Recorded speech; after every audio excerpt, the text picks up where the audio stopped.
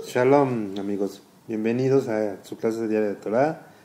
Gracias por escucharnos, por estar aquí acompañándonos en este estudio, verso por verso de la Torah, hecho y pensando para los niños en casa, lo que están haciendo en casa.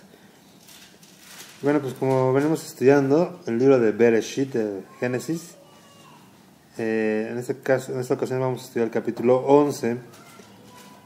Ya estudiamos el 10 y lo que aconteció en los días de Noah, después de que salió del arca, cuando sus hijos se establecieron en la tierra y cada hijo tuvo hijos y cada hijo estableció un pueblo, y esa tierra donde se establecieron, pues obtuvieron el nombre del hijo que se instaló en esa tierra. Y bueno, así la tierra se llenó otra vez de gente y hubo pues ya zonas, hubo territorios cada independientes unos de otros y con nombres propios. Y bueno, entonces estamos diciendo que lo que decía el libro de Yasher sobre toda esta época del diluvio y de lo que aconteció después, sobre todo hablando de Nimrod. ¿Te acuerdan de este hombre que ejerció gran dominio y poder en la tierra antigua? Él fue el que se le ocurrió hacer la cuestión de Babel, de la torre de Babel, y de luchar contra Dios, de emprender una lucha contra el Eterno, cuando ellos, más que muchos otros hombres, se pueden haber dado cuenta que el Eterno estaba con ellos y que el Eterno los cuidaba. Aún así se le ocurrió decir que todo lo que hacían era por su fuerza, por su mano, y dejaron de creer en el Eterno y se alejaron.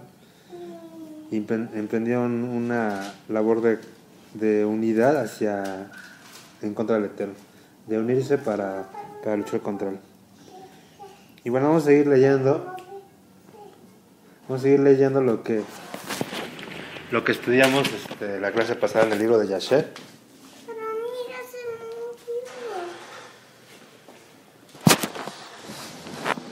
Y que dijimos que los hijos de Noah se habían dividido la tierra, perdón, no es cierto, que los hombres que empezaron a construir la torre empezaron a dividirse en 3 bandos, y cada bando decía algo en contra del Eterno. Unos pensaban hacer la torre para subir hasta el cielo y lanzar desde ahí flechas contra el Eterno. Otro grupo pensaba subir y poner sus dioses, sus ídolos en las nubes. Y un tercer grupo, ahorita vamos a ver lo que dicen.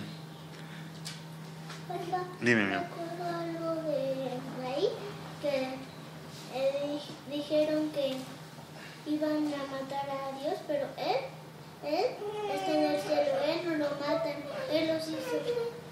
Claro, no lo pueden matar, pero los hombres creen que le pueden hacer daño a Dios. Dios no lo podemos ni siquiera ver. ¿Cómo lo vamos a matar?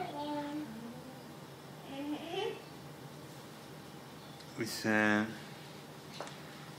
y cuando ellos estaban edificando, ellos edificaban para sí una gran ciudad y una torre muy fuerte y alta.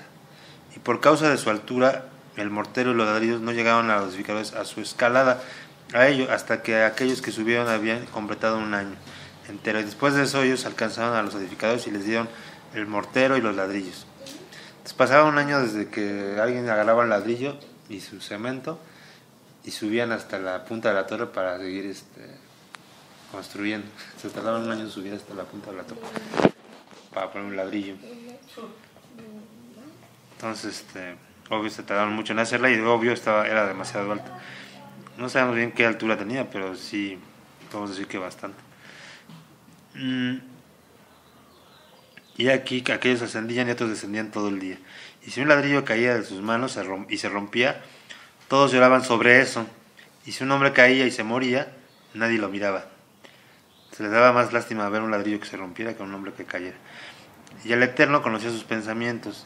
Y llegó a suceder que cuando ellos estaban edificando, tiraban flechas hacia el cielo, y todas las flechas caían sobre ellos llenas de sangre. Esto ya lo habíamos leído, pero está interesante. Cuando ellos lo vieron, dijeron uno al otro: ciertamente hemos matado a todos aquellos que están en el cielo. Aparte no pensaban solamente que había un solo Dios, sino que había dos dioses o varios dioses. Entonces, sí, vamos a disparar esas flechas y y por eso el Eterno los hizo engañarse, cayendo con sangre.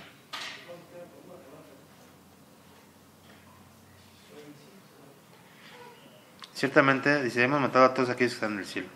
Por esto era del Eterno para hacerlos errar y para destruir de la faz de la tierra. Y ellos edificaban la torre y la ciudad, y ellos hicieron esto diariamente hasta que muchos días y años transcurrieron. Y el Todopoderoso dijo a los 70 ángeles que se paraban primero delante de él, a aquellos que estaban cerca de él, diciendo, vengan, vamos a descender y a confundir sus lenguas, que a un hombre no entienda la lengua de su vecino, y así hicieron ellos. Entonces aquí Kika se puso de acuerdo al Eterno, déjame ver, el Eterno se puso de acuerdo con sus ángeles, con sus 70 ángeles, para decir, vamos a descender y a confundir las lenguas de los hombres. Pero o sea que Dios junto con los ángeles descendieron. Por eso vamos a leer al ladito en Bereshit, que dice que, ¿cómo dice? Dice, vengan y vean, vamos y veamos si ya a ver qué les digo. Dice, descendamos y confundamos, hablando en plural, dice ahí la Torah. ¿Por qué lo dice en plural? Pues porque el Eterno tenía un diálogo aquí con sus ángeles, por eso.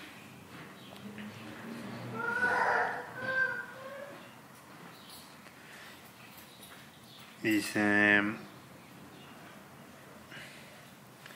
y desde el siguiente día ellos se olvidaron cada hombre la lengua de su vecino, y ellos no podían entender para hablar en una lengua. Y cuando el edificador tomaba de las manos de su vecino cal o piedra, cuando no había ordenado, el edificador la tiraba afuera y la echaba encima de su vecino y él moría. Entonces empezaron a confundirse. Y entonces entre ellos empezaron a pelearse, Rica. Mi amor, escúchame, por favor. Ellos empezaron a pelearse entre ellos, los hombres empezaron a pelear unos con otros porque no se entendían. Uno le hablaba al otro y no sabían lo que decía, porque cada quien hablaba en una lengua diferente. Entonces empezaron a echar a perder todo lo que hacían, porque no se ponían de acuerdo en la obra para construir la torre. Entonces en vez de echar cemento, ahora echaban otra cosa y así. Dice, y ellos hicieron así por muchos años y ellos mataron a muchos de esta forma. Y el Eterno golpeó las 3 divisiones que estaban allí, y él los castigó de acuerdo a sus obras y sus diseños. Aquellos que dijeron, nosotros ascenderemos al cielo y serviremos a nuestros dioses, se convirtieron como monos y elefantes. O sea, como si un mono y un elefante, porque no se entiende nada. ¿Tú crees que un chango le entiende a un elefante? Pues así tampoco la gente se entendía. Aquellos que dijeron, nosotros asestaremos los cielos con flechas, el Eterno los mató, un hombre por medio de la mano de su vecino. Y la tercera división de aquellos que dijeron, nosotros ascenderemos al cielo y pelearemos contra él, el Eterno los dispersó por la tierra. O sea, aquellos que dijeron, vamos a pelear contra Dios, a esos fueron los que el Eterno dispersó por toda la tierra. Y aquellos que quedaron entre ellos, cuando ellos vieron, entraron en el mal que venía sobre de ellos, ellos abandonaban la edificación y ellos también fueron dispersados por la faz de la tierra. Y ellos cesaron de edificar la ciudad y la tierra. Por lo tanto, él llamó a ese lugar Babel, porque allí el Eterno confundió la lengua de todos los habitantes, y aquí estaba al oeste de la tierra de Shinar. O sea que Babel estaba por la tierra de Shinar. Y en cuanto a la torre que los hijos de los hombres edificaron, la tierra abrió su boca y se tragó una tercera parte de ella. Y fuego también descendió del cielo y quemó otro tercio. Y el otro tercio fue dejada hasta este día. Y su circunferencia es de una caminata de 3 días. Y muchos de los hombres murieron en esa torre, un pueblo sin número. ¿Viste? Entonces en esa época murió mucha gente por la torre de Babel. Y bueno, vamos a ver lo que dice la Torah y a tratar de ir línea por línea, verso por verso, para descifrar este mensaje de esta escritura tan importante. Capítulo 11 de Bereshit. Dice, tenía entonces toda la tierra una sola lengua. ¿Cuál es esa sola lengua que tenían? Ese solo idioma. En hebreo. El hebreo. El Eterno siempre ha usado el hebreo, que es su lengua, para hablar, para dar sus mensajes al hombre. Obvio, el Eterno pues puede hablar en la lengua que él quiera. Puede hablar en español, puede hablar en inglés, todos los idiomas posibles, conocidos, y aún los que no conocemos. Él lo puede hacer. Pero su lengua, la que le transfirió a Adán y a Jabá, la que les enseñó a Adán y Jabá, fue como le dicen en hebreo, el Lashon HaKodesh, la lengua santa, HaKodesh. Mi amor, el hebreo es el único idioma, la única lengua que es santa. Todas las demás idiomas o las demás lenguas que hay en el mundo no son santos. Sí. Entonces, eso quiere decir que esas palabras, ese idioma, aparte de ser santo, ¿qué significa santo? Es un lenguaje apartado que Dios utiliza para sí mismo y que se lo da solamente a sus amados, a sus hijos. A sus hijos. ¿Dónde? A los ángeles de Dios y a sus hijos. Los ángeles también hablan ese idioma. ¿Eh? También hablan ese idioma. Los ángeles también hablan hebreo. Entonces el hebreo es el idioma kosher, el idioma santo, apartado para él, para Dios y para los suyos, para los que están con él. Y así se lo dio a Adán y Jabá, y Adán y Jabá se lo dieron a sus hijos, y sus hijos a sus hijos, y sus hijos a sus hijos. Y llegó a esta época, en la época de Babel, donde todos hablaban hebreo, toda la gente que vivía hablaba hebreo, porque no se conocía otro idioma, era el único idioma que había, que existía. Y con ese lenguaje, con ese idioma fue con el lenguaje que el Eterno, ¿cómo se llama? El Eterno creó toda la tierra, creó todo lo que vemos y lo que no vemos. ¿Mi amor? ¿Te acuerdas que cuando vimos en Bereshit 1 y 2 que el Eterno construyó todo lo que hay en la tierra? Dijo, sea la luz, y fue la luz, ¿te acuerdas? Solo lo habló. Con la boca de Dios. Con su lengua, con lo que él habló, eso que hablaba se transformaba, se convertía en algo real. Entonces lo que no existía, se construyó lo que hay, lo que hoy vemos. Entonces la creación es una creación de algo que no había. Entonces no había nada, y de la nada de repente el Eterno habló y se dio todo lo que vemos hoy. Y bueno, entonces es la lengua santa, la Shona Kodesh. Es una lengua que más adelante vamos a estudiar en los profetas. Kika, dice uno de los profetas, que ahorita se me olvidó cuál es su nombre, pero se los digo después. Ese profeta dice que el Eterno nos devolverá pureza de labios. Y en el hebreo dice ahí, nos regresará el Lashon HaKodesh, la lengua santa, los labios santos, una boca santa para hablar cosas santas. Entonces, por un lado nos va a dar de nuevo, Kika, en los últimos, cuando el Eterno venga por medio de su Mashiach nos va a dar que hablemos todos hebreo perfectamente. Todos vamos a hablar hebreo. Así no vamos a tener que aprenderlo. El Mashiach nos los va a dar así como un don. ¿Sabes qué es un don? Como un regalo. De repente tú no sabes hablar y de repente, como ahorita que ellos no van a poder hablar otro idioma, todos van a hablar idiomas diferentes. Cuando venga Mashiach, todos volveremos a hablar un solo idioma. De repente. Pero en hebreo. Hebreo. Papá, si quieres ser para los malos, ¿no le van a dar? ¿A los qué? A los malos. A los malos les van a dar su castigo eterno y no les van a dar ningún premio. La lengua santa, el hebreo, es un premio que el Eterno te va a dar para que hables cosas santas. Pero entonces es importante hablar hebreo, pero también es importante ser gente santa. Porque imagínate a alguien que es pecador, malo, y habla en hebreo. Imagínate, es súper feo ver, por ejemplo, a un judío que tú sabes que sabe hablar hebreo y que el Dios le dio la Torá y todo, y de oírlo decir groserías o apenarse de llamarse, por ejemplo, Jacob. Hay gente que se llama Jacob, judíos, y prefieren que les digan Jackie en vez de Jacob. Entonces, si te llamaras Jacob, ¿te gustaría que te dijeran Jackie? Pero hay judíos que les prefieren que les digan Jackie, porque les da pena o no les gusta su nombre hebreo. Y bueno, la cuestión es que el Eterno nos devolverá pureza de lengua, de boca, y eso será restaurado. El Eterno aquí va a empezar a confundir el idioma. Va a quitar su lengua santa, porque la estaban usando. ¿Para qué estaban usando el idioma? Para el idioma, porque Dios decían decir cosas así de paganos y ponen sus heridos así en las nubes de Dios. ¿Sabes para qué es el idioma? Para comunicarnos. Sí, es cierto. Cuando tú no sabías hablar y tu hermano no sabía hablar, era difícil comunicarnos, era como hablar con un muñeco. Porque no decían como así. Y no se entendía nada. Entonces tú querías decirle algo a tu hermano y no entendía. Y él te decía algo y tú no entendías. Entonces no te podías comunicar con él. Pero a partir de que empezaron a hablar, empezó a ver algo diferente entre nosotros. Empezamos a entendernos, empezamos a saber lo que tú quieres. Yo te preguntaba antes, oye Erika, ¿tienes hambre? Y nada más llorabas, ¡ah! Erika, ¿quieres ir al baño? ¡Ah! Erika, ¿quieres que te cambie tu pañal? ¡Ah! Erika, ¿tienes sueño? ¡Ah!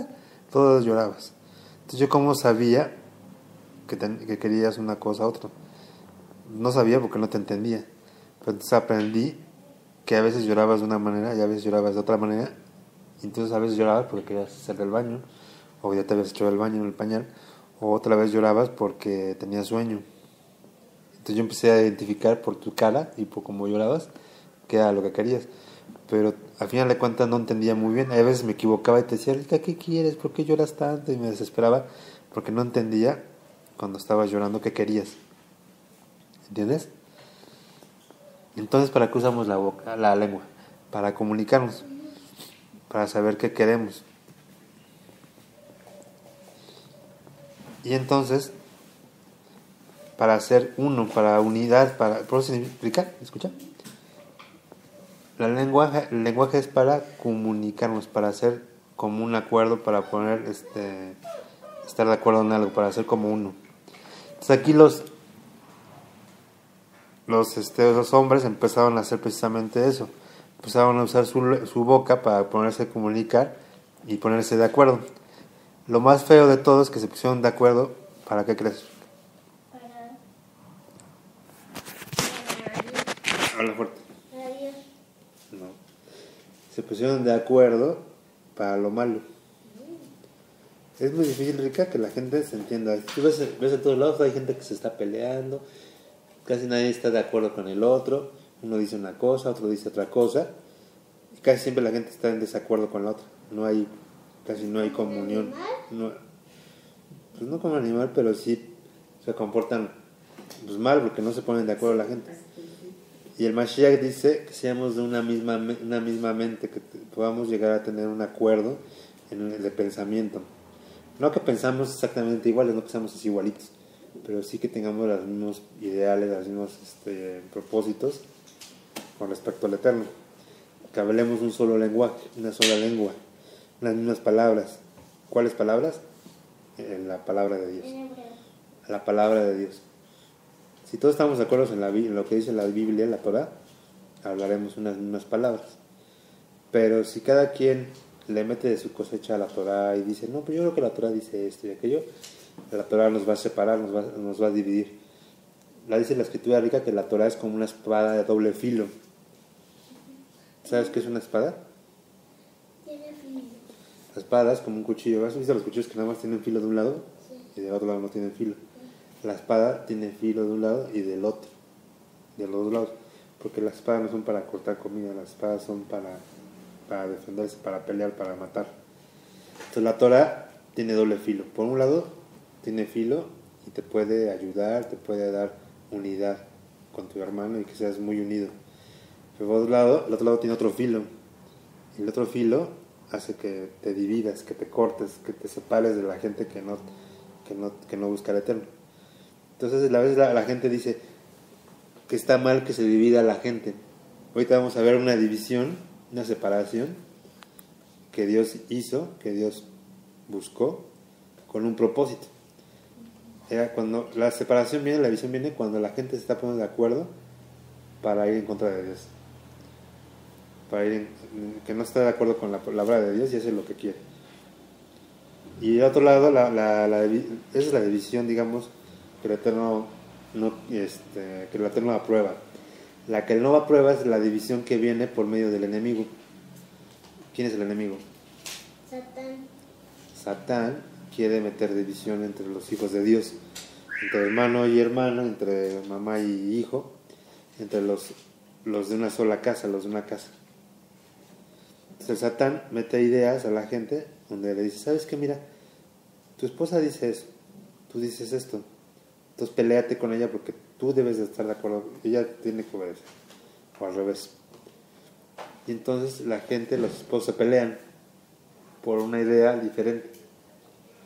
Pero es por eso que dice la Escritura que tengamos una misma mente, unas mismas palabras, que todos estamos de acuerdo en lo que la Escritura dice. Y en lo que todavía no sabemos, pues tratar de tenernos paciencia para saber esperar el momento donde podamos estar de acuerdo. Las cosas en las que no estemos de acuerdo podemos tener paciencia y esperar. No tenemos que a fuerzas hacer que el otro crea lo mismo que yo creo. Pero hay cosas que son muy claras en las que no hay no hay espacio para pelear, no hay espacio para tener división. Al contrario, es momento para tener unidad, fortaleza. Porque si no tenemos fortaleza rica, el enemigo, Satán, viene y nos divide y nos separa. Y si una casa está dividida, no puede prevalecer. Una casa que se divide está declarada para la ruina. Por ejemplo, ¿cómo diferenciar entre cuando hay algo que pues no estamos de acuerdo y que tenemos que tener paciencia, o que es como diferente de lo que dice Mateo, que vendrá Yeshua con su espada de 2 filos a dividir? Y o sea, que no viene a traer paz sino división en los últimos tiempos, porque pues también ahí se podría uno confundir fácilmente, ¿no? Pero también Mashiach viene a eso, uno confuso y a dividirnos, y lo dice pues, que padres con hijos, hermanos entre hermanos, nuevas. Pues por eso que estamos leyendo ahorita que la división a veces tiene su lugar, tiene su propósito. Quiere alejarnos, el Eterno quiere separarnos de aquellos que están en contra de su propósito, que no están de acuerdo con su palabra, con su enseñanza. Entonces, por ese sentido, pues puede dividirnos de quien sea, de aquellos que están alejados de él. Pero de los que ya están en unidad, ya tienen comunión, no hay mismo pensamiento. En ese sentido, él no quiere que nos dividamos, quiere que sigamos así. De hecho, sí es un gran éxito que la gente pueda estar de acuerdo en el camino de Dios y estar caminando juntos, para que llegue alguien y los separe. En ese sentido, pues sí, la división está mal. ¿Sí? Más o menos. Bueno, seguiremos viendo. Entonces aquí vamos a ver el ejemplo de lo que está pasando aquí. Entonces leímos en el capítulo 11 que la gente de la tierra toda tenía una sola lengua y unas mismas palabras. Entonces no solamente hablaban el hebreo, la Shuna Kodesh, sino aparte sí estaban de acuerdo en lo que se decían uno al otro. Por eso tenían unidad. Cosa rara, pero no tan rara, porque nos damos cuenta que siempre los Rashaim pues se juntan con los Rashaim y están de acuerdo en sus cosas, y a pesar de que se pelean, pues siguen teniendo en la mente el mismo proceder, la misma forma de hacer las cosas, impíamente. Sus caminos son impíos, sus maneras de pensar son impías, alejadas de la voluntad del Eterno, y en eso pues están de acuerdo. Y aquí estaban súper de acuerdo, vamos a ver en qué. Dice el versículo 2: y aconteció que cuando salieron del oriente, hallaron una llanura en la tierra de Shinar y se establecieron allí.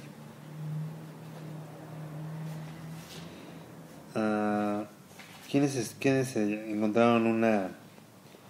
¿De quién está hablando aquí?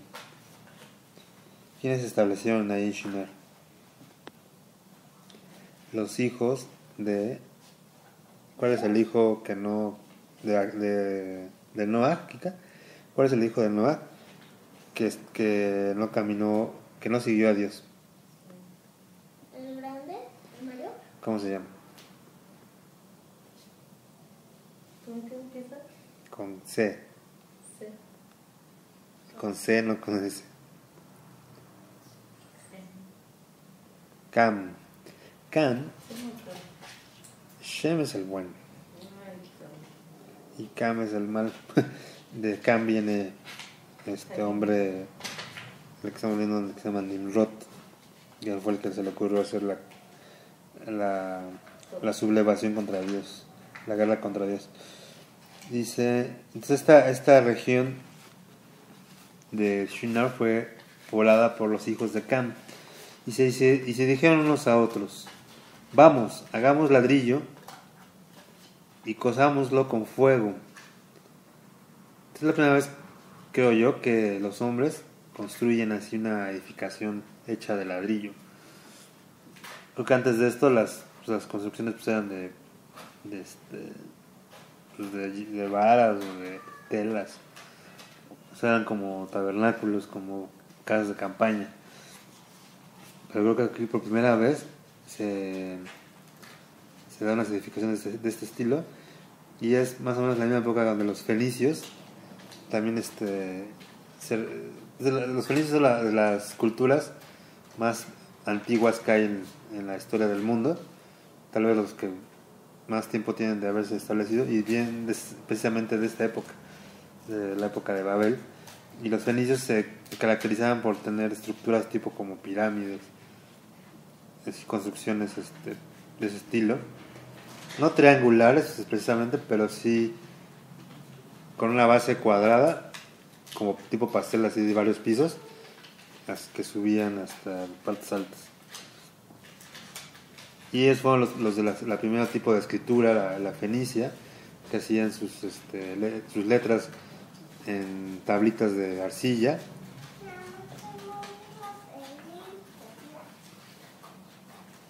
Y bueno, es de las culturas más antiguas. Dice, y fíjense aquí la idea que se les ocurrió. Dice, se dijeron ellos, vamos y edifiquémonos una ciudad y una torre cuya cúspide llegue hasta el cielo. Llegámonos un nombre por si fuéramos esparcidos sobre la faz de la tierra. Aquí Ricard dice algo muy importante. ¿Cuál fue su idea?